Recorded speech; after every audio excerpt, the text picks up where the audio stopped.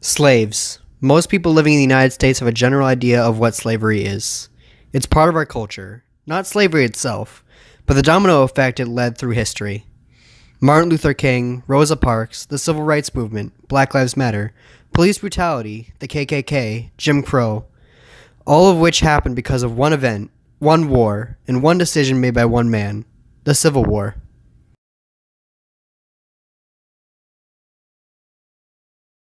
The Civil War opened with the Battle of Fort Sumter in South Carolina.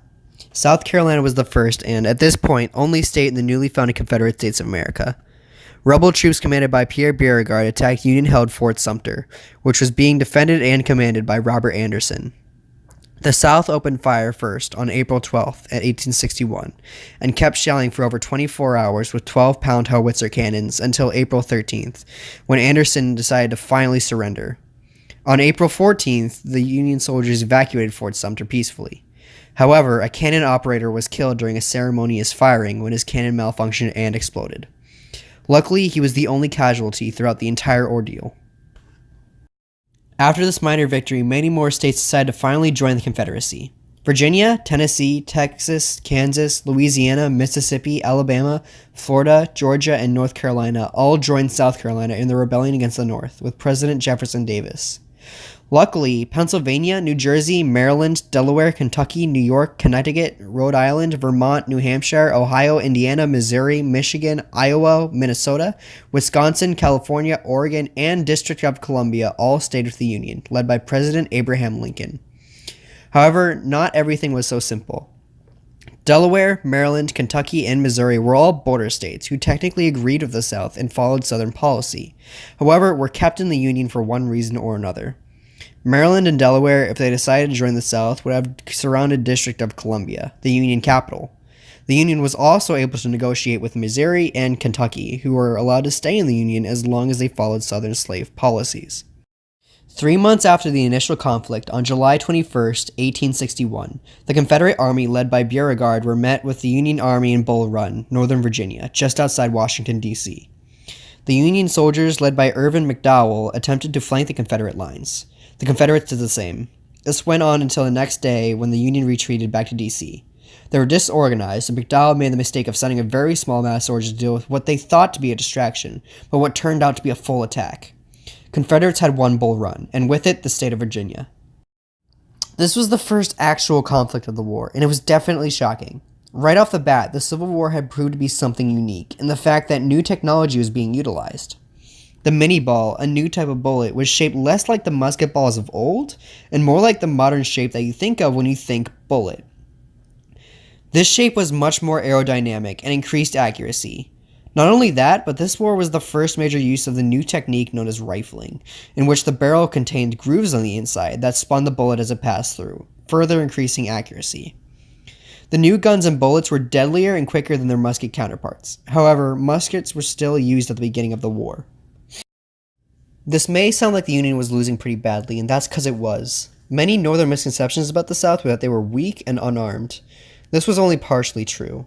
The North was in the industrialized section of the United States. They had the factories, the weapons, the Navy, were supported by the black population because of their policies, and were utilizing new technology in ways that the South wasn't. With railroads and electric wiring, the North could move troops and send messages multiple times quicker than the South could. Not to mention, the North had triple the population the South did. However, that type of power, the war machine needed to build up steam before it could move. And that would take a while when the North was divided. The fact of the matter was, with a major defeat at the very start of the war, morale was getting low. The American legal system prevented the silencing of political opponents in ways that were seen in places like Nazi Germany, where political opponents could just be killed for the sake of morale. While Lincoln made a few controversial moves that pushed the First Amendment, he never outright silenced people, and the Democratic Party was able to wield a loud anti-war voice that lowered support for Lincoln, and Robert Lee knew this. But for now, the Union had a plan to end the war quickly and take out the South for good. This was called the Anaconda Plan, written by Union General Winfield Scott, and the first steps began in 1861. Since the Union had the Navy and the South was setting up trade deals with Britain and France, the Union sent ships in to blockade Confederate ports. This was step one. The Confederates responded by flooding the waters with mines, which would blow up Union ships. They also hired privateers, who were similar to and often mistaken as pirates. However, privateers were not autonomous and were often just mercenary ships. They combated Union vessels, as well as attacked merchant ships heading to the north. While the blockades were effective and shaped the war, the plan never really reached its later phases and ultimately was scrapped. However, fighting between the North and South continued in the sea for many years, with the North building the first metal ships, dubbed ironclads, and the South constructing the first primitive submarines, which would help sink these new ironclads. These blockades could possibly be what shapes the South's decisions to come. It is now 1862, and a lot is going on. In the year prior, the Confiscation Acts were passed by the Union, threatening to free slaves in any captured Confederate territory. However, with the humiliations in 1861, the South was not scared. As a show of force, the CSA wrote their own constitution, which took effect in the beginning of 1862. The Constitution, dubbed the Confederate Constitution, was similar to how the United States Constitution was set up, but with two key differences. First, the Confederacy was, well, a confederacy, as opposed to the United States, which was a republic. A republic is a group of states that are controlled by and represented in a central government. However, in a confederacy, those states/provinces have much more power in how they are run, with a loose central government to merely suggest things and occasionally declare a rule that all states must follow, similar to how the EU is run today.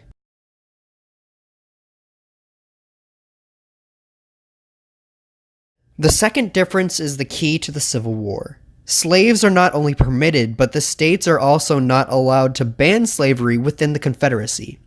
For people who have studied the causes of the Civil War, slavery being banned in the North and the North wanting to contain slavery were major factors in the conflicts between them, even sparking riots, terrorist attacks, and revolts, which were supported by both sides. While things were heating up on the East Coast, the Union was having success in the West, more specifically Tennessee. Ulysses S. Grant had successfully captured Tennessee from the CSA. However, the CSA was immediately planning a counterattack. Fighting began on April 6, 1862, with Confederate soldiers led by Albert Johnston. Not only were the Confederates held back, but Johnston was mortally wounded and died later that night. Confederate troops were handed off to the strangely reoccurring Pierre Beauregard. The next day, Beauregard launched another attack, but what he didn't know was that Grant had received reinforcements from Ohio. Grant's soldiers, along with Don Buell's Ohio's troops, repelled the Confederates back again, and the Battle of Shiloh was won with a decisive victory for the North. However, in August of that same year, the two sides fought at Bull Run yet again. John Pope of the Union Army was holding out in Northern Virginia, anticipating reinforcements from George McClellan's Potomac Army, when Robert Lee decided to attack. He sent General Stonewall Jackson, a commander who had made a name for himself since the First Battle of Bull Run, to lead the armies to attack a resupply station. Pope and Jackson's men clashed in the nearby forest, where Lee had set up outposts after the First Battle of Bull Run. Both sides fought hard, but Lee's army met up with Jackson and the Union troops were forced out and the depot was destroyed. John Pope's failure was so utterly spectacular that he was removed from the front lines for the rest of the war, and McClellan was stopped at Washington to unite with more troops to advance on Confederate territory in the near future. While Grant was fighting out west and Pope in the south, President Abraham Lincoln was fighting on two fronts of his own, the political and information fronts. Lincoln could only be described as a genius. Where the South thought they were fighting a war of guns and strategies, Lincoln knew that the North would lose that type of war. So he made it a war of communications and transportation. It is often said that Lincoln spent almost all of his free time in the telegraph office, gaining hour-to-hour developments on the different battles. He also devoted a lot of resources into trains, decreasing the time needed to move troops and food. Where it took the South months, it took the North around a week. While this is all fine and good, Lincoln was facing the 1862 midterm elections, and Democrats were fighting hard to end the war with the South. Lincoln knew he needed to boost morale in some way, and Lee knew that too. I think it is important to analyze these two men, as they are the most influential men in their nations. Lee was a tactical genius, while Lincoln was a future thinker. Lee knew where to strike and when, and Lincoln knew how to keep resupplying the front quicker and better, to the point where Lee remained on his feet at all times. Lee knew how to fight, Lincoln knew how to adapt, Lee knew how to boost morale, and Lincoln knew how to break it. It is almost like these men were destined to fight each other. Anyways, Lincoln and Lee both knew that another major victory or defeat could make or break the Union, not to mention sway the opinions of Britain and France, who were enduring the cotton shortage and were willing to help the South to victory. After a failed siege of Richmond, McClellan retreated his troops, with Lee giving chase, seemingly to capture the opportunity of the Union's low morale. Lee sent out special orders, Order 191, for an invasion of Maryland. This most likely would have at least done some damage to the Union, if not for 2 Union soldiers on September 12, 1862, who discovered the orders. Legend has it the message was wrapped around 3 cigars, and the soldiers took it to the Union generals. Lee knew that one of the messages was missing and recalled his troops for a new plan. On September 14th, Lee's troops met McClellan's at Antietam Creek. Lee's forces were tired and sick from the formation changes made by enacting and canceling Order 191, while McClellan's troops were fit and ready. Not only that, but McClellan had twice as many troops. Union soldiers dashed across a 30-acre cornfield to meet Lee's troops head-on. By the next day, Lee retreated his troops away from the town, signaling a Union victory and the end of any immediate invasion. While McClellan technically won the battle, Lincoln removed him by November 5th, as he constantly refused orders to pursue, as well as constantly used up troops. Luckily, Lincoln still had many competent generals on the field, and the removal of Pope and McClellan was much more of removing the dead brush. Removing the incompetent generals was just one of many ways that the Union was adapting ever quicker than the CSA. This time, the Union was evolving their medical teams. Men and women from all over the United States joined in droves to support the wounded. When they came in, they stacked the dead in tents near the wounded. As the war went on, sorting the wounded by severity seemed to prove more efficient.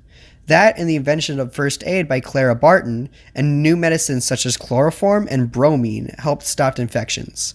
The South, however, were still using old methods.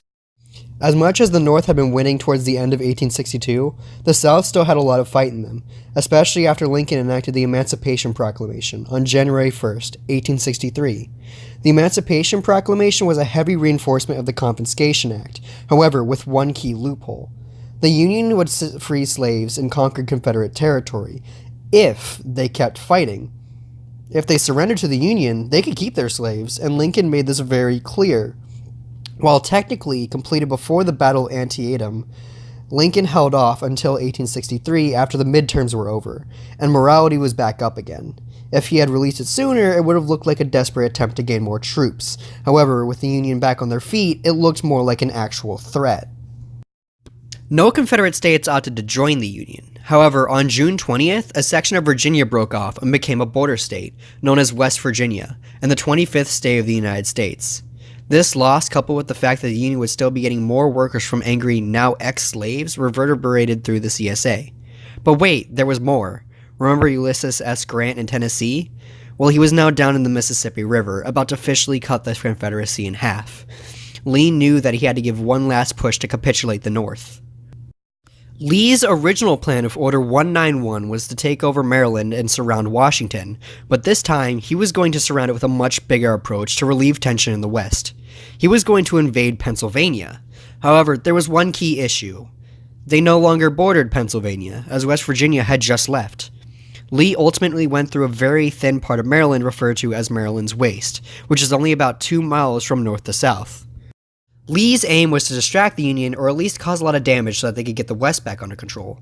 By the end of June, the Confederate scouts found themselves in Gettysburg, where locals insulted them, refused shelter and food, and cursed at them in the streets. And on July 1st, the bloodiest battle to ever take place on the American continent began. Most of the fighting happened outside of Gettysburg, in the fields, forests, and especially the Rocky Hills. Confederates and Federals alike fought hard to control the hills, which were the greatest defensive positions in the area. Confederates resorted to cavalry charges and fighting in the woods, using trees as cover. While there was fighting in the streets, most of the death occurred during the Confederate charges and the Union defensive lines. However, powerful as the Union may be, civilians also joined the fight. The Union refused to supply these rogues, however, they already had personal pistols and hunting rifles to use. Even with all the civilian militia, there was only one civilian casualty in the whole battle, who was named Mary Wade. She was killed in her kitchen when a stray bullet went through the wooden door and pierced her back. She died trying to make bread for her family. Combined, there were over 50 casualties, which left Lee's army completely in ruin. After 3 days of charges and endless death, they were chased out of Gettysburg, leaving bodies and ruin in their wake.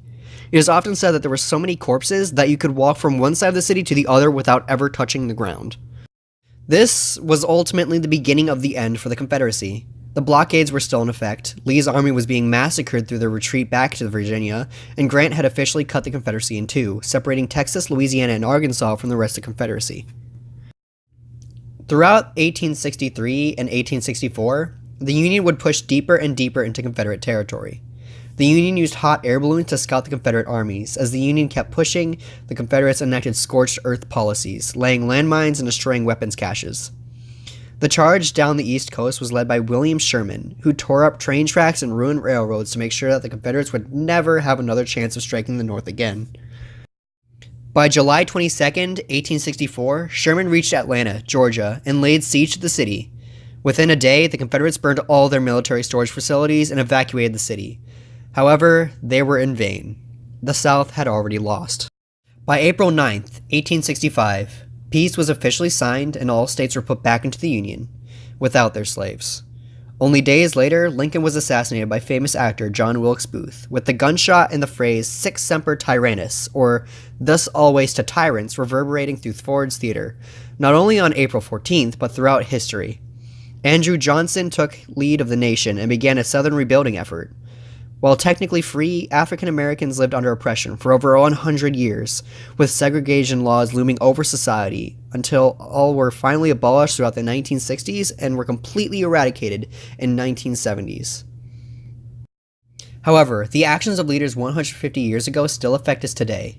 While different minorities like the Chinese, Irish, Italians, Japanese, Vietnamese, Mexicans, and other non-Anglo-Saxon groups were treated differently in different points in history, African Americans are still negatively stereotyped as violent, lazy, criminal gangsters, which has led to racial discrimination, even in the 21st century. It is surprising to see how far we have come, yet we still have a long way to go for freedom for all people.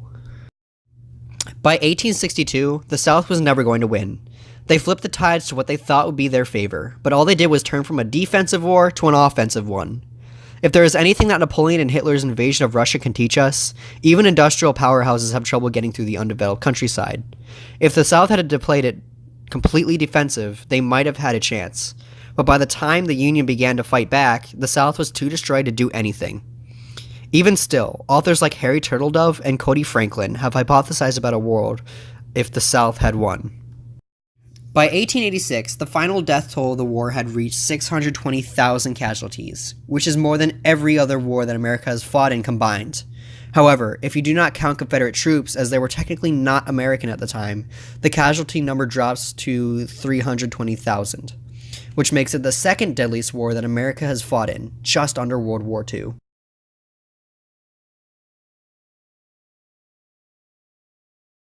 To say the Civil War was important is an understatement. As a nation, we feel the effects of it today. It is often said that one death changes the course of history. Imagine 620,000. Hey guys, I hope you enjoyed this documentary about the American Civil War. This has, to date, been the longest and most complex documentary I have made so far.